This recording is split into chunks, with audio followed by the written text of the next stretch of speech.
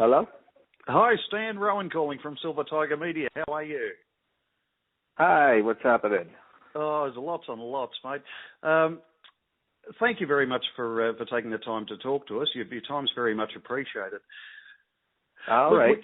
We're absolutely thrilled that you're touring Australia for the first time, although I have to admit I've had some family criticism, running around the house yelling the Dickies are coming, and then realised what I'd said. Uh-huh. It is a bucket list moment for us. Fantastic. Could I take you briefly back to 1977? What led to the formation of the Dickies? I heard the Ramones record and I saw The Damned and realized I started playing guitar 3 months before that, and I was able to play in this punk rock genre that was popping up. Absolutely. I hope you'll forgive my next comment, but your music is and always has been a fast-paced, fucked-up frolic through Funville. What was the first indication that you're onto something big? There wasn't an indication. It hadn't really been done before. So we didn't set out to try to make a sound or a record. It's just the noise that happened when we started playing. Indeed. So it's just the sound. It's just five guys from the San Fernando Valley and that's what came out. So it wasn't like we got down on a drawing board and said, "Here's," the thing was just starting. Absolutely. Punk rock had just started, kind of, and we got onto it because of the bands before us. The Clash, the Pistols, the Damned, the Weirdos, and we went, "Oh, okay." I saw the Damned and went, "Well, we got to throw a band together." Fantastic, and thankfully you did. Yeah, it worked out okay. You seem to concentrate. Worked out okay so far. We'll see. You'll have to get back to me and see how it ends up. Okay. You seem very much to concentrate on the American market almost exclusively. Why was that?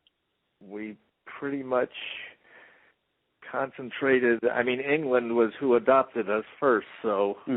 Yep. We kind of, I don't know if we concentrated on anywhere. We just kind of made a couple records and fielded what came our way. Absolutely. How did the reference bubblegum punk strike you? How did it strike me? Yeah.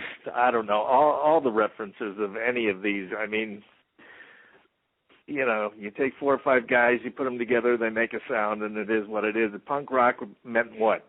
Faster, not played technically as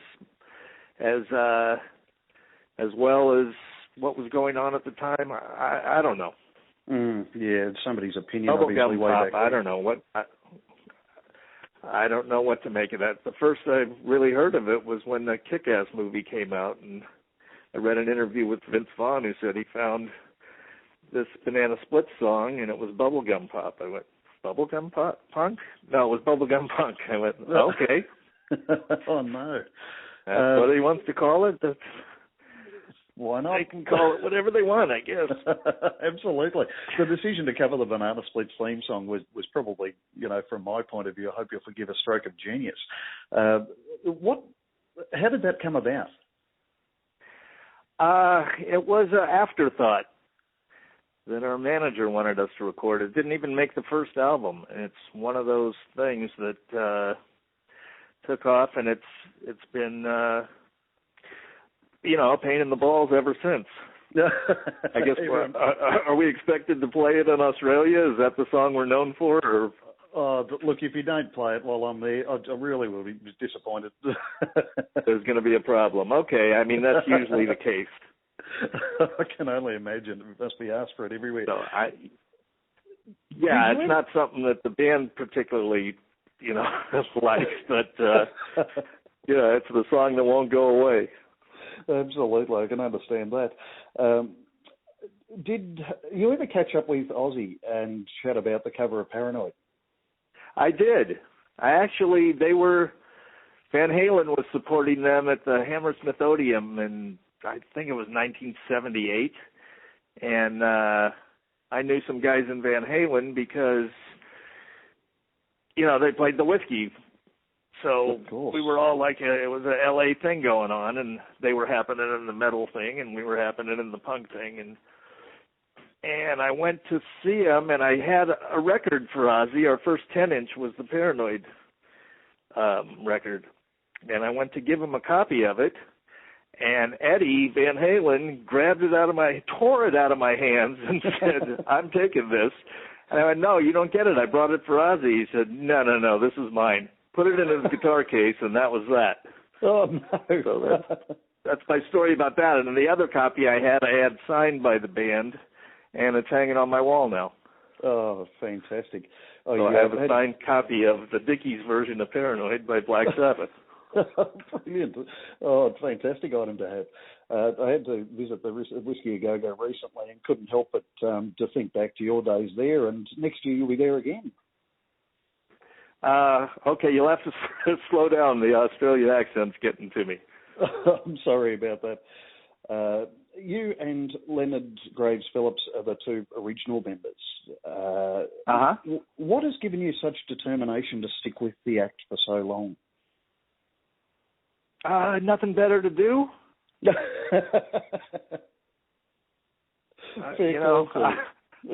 I don't know. It's kind of bigger than ever now. I mean, people still want to see it, so what's more fun than plugging a guitar in?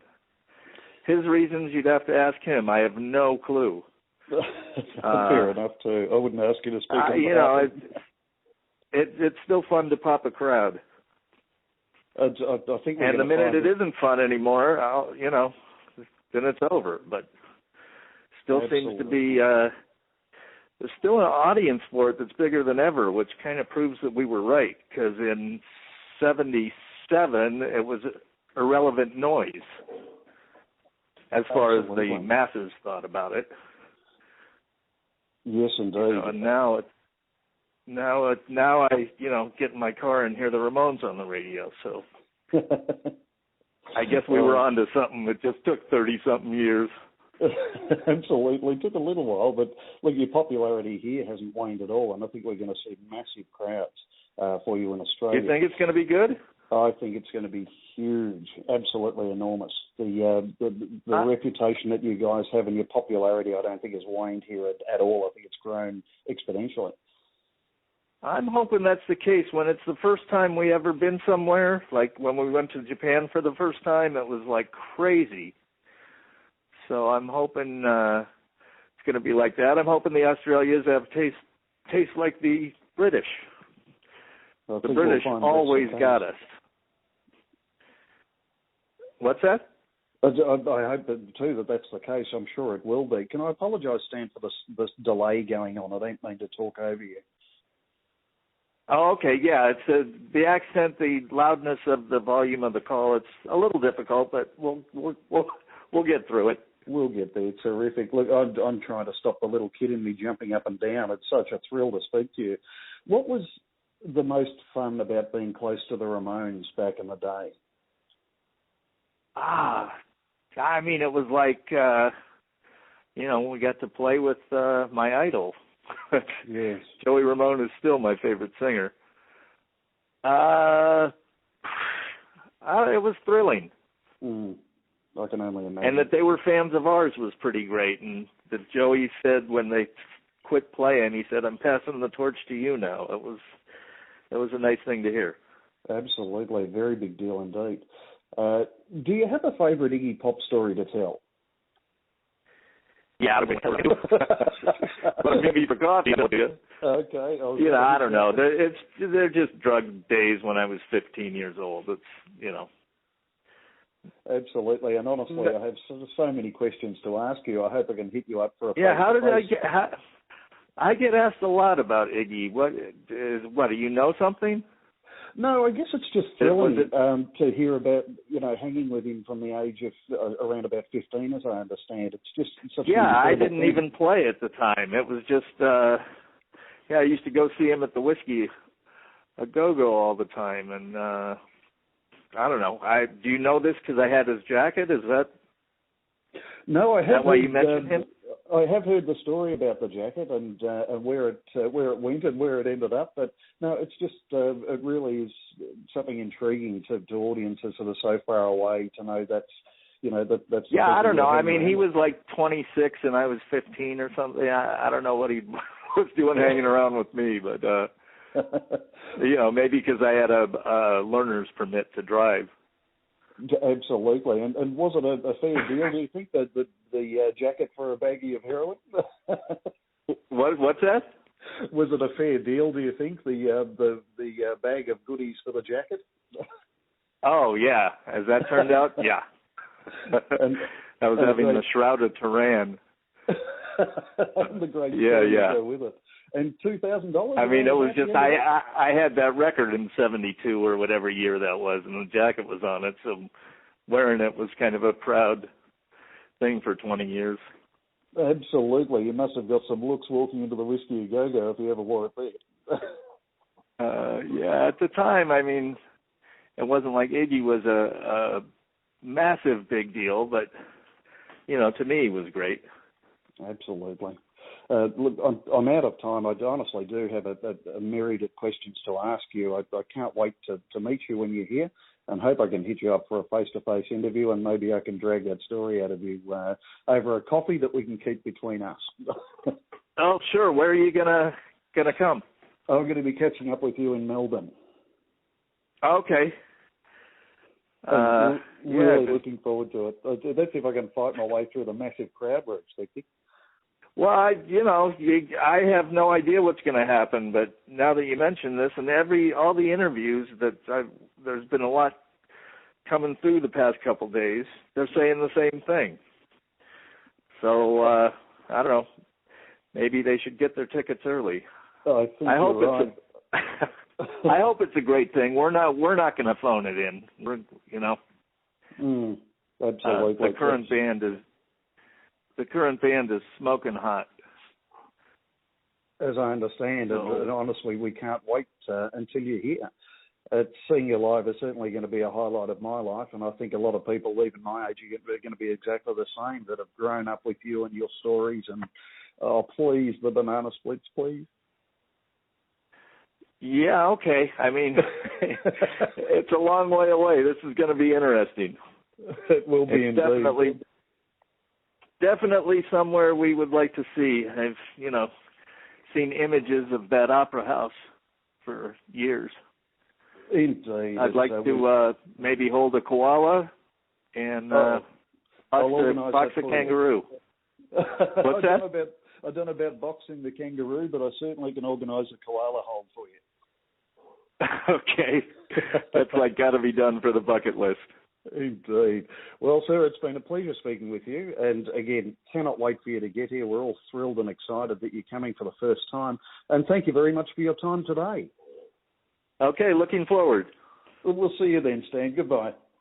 All right, thanks.